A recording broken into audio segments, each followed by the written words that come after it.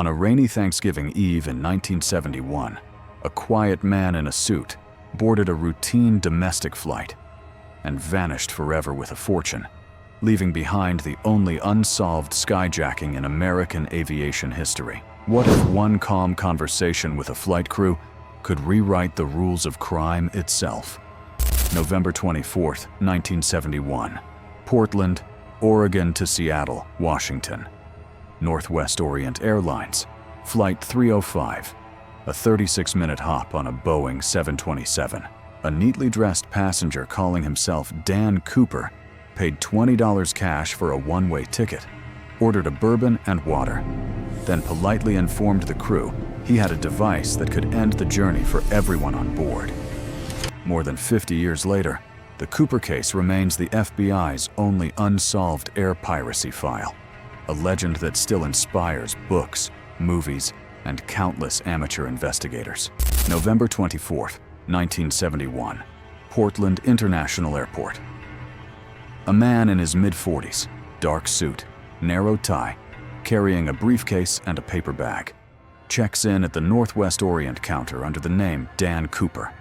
Shortly after takeoff, he passes a note to flight attendant Florence Schaffner sitting nearby. She assumes it's a phone number and slips it into her pocket unread. He leans over and whispers, "Miss, you'd better look at that note. I have a bomb." 3:00 p.m. PST, cruising altitude. The note, written in neat capitals, demands $200,000 in $20 bills, 4 parachutes, and a fuel truck waiting in Seattle. He opens the briefcase just enough to show wires and red cylinders. The pilot radios Seattle. The airline president authorizes full cooperation. Passengers remain unaware. Most think the delay is weather-related. 5:45 p.m. Seattle-Tacoma Airport. The plane lands. Cooper keeps the crew on board, while a bank runner delivers the ransom. Exactly 10,000 $20 bills. Cooper orders the pilots to take off again, this time toward Mexico City at low altitude. Slow speed, flaps down, rear stairs lowered. 7:40 p.m. Somewhere over Southwest Washington State, somewhere between Seattle and Reno, with storm winds howling. Cooper lowers the aft air stair, walks down it into the freezing night at 10,000 feet, and disappears. Physical evidence left on the plane: 1 black clip-on tie, 8 Raleigh cigarette butts in the ashtray. Document, chain of custody log. A hair on the headrest, later submitted for DNA in 2000s. The ransom money, serial numbers circulated to every bank in the country. Only one small batch of bills ever resurfaced, discovered in 1980 by a boy picnicking on the Columbia River. Source: The Oregonian, February 1980.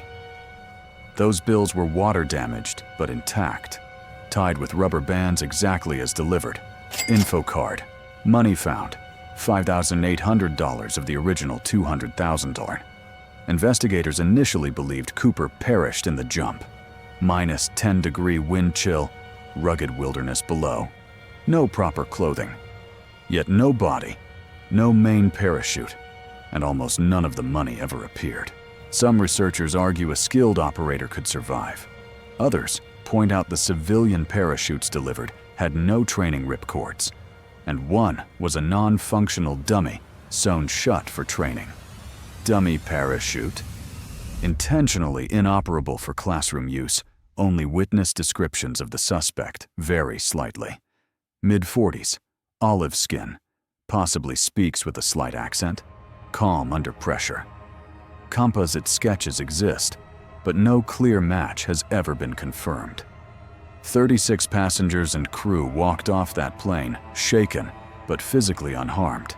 A deliberate choice by the hijacker that set this event apart from others of the era. Flight attendant Tina Mucklow spent hours face-to-face with him and later described a polite, almost lonely man who seemed sorry for the fear he caused. For decades, families along the suspected drop zone kept an eye out for anything unusual in the woods or riverbanks. In 2021, the FBI officially closed the active investigation, citing resource needs elsewhere. leaving many who grew up with the legend quietly disappointed.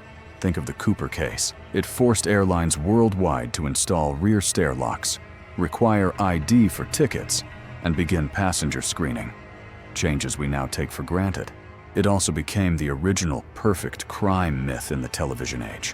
One man, no bloodshed, a daring escape into legend. What we still don't know, his real name, whether he lived or died, and where the remaining money disappeared to. After 54 years, is the trail finally cold, or just waiting for one more clue?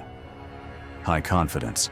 No new major physical evidence will surface without deliberate new searches of specific river or forest areas. Medium confidence. Private researchers using modern drone LiDAR or river bottom sonar could locate parachute fabric or remaining ransom packets. Low confidence.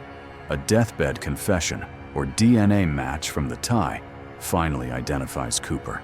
In the end, the quiet man in seat 18C didn't just vanish from a plane. He slipped through the cracks of an entire era, reminding us how thin the line can be between ordinary and extraordinary. All facts presented are drawn from declassified FBI files, NORJAC, court documents, and contemporaneous news reports. Interpretations remain open until the case is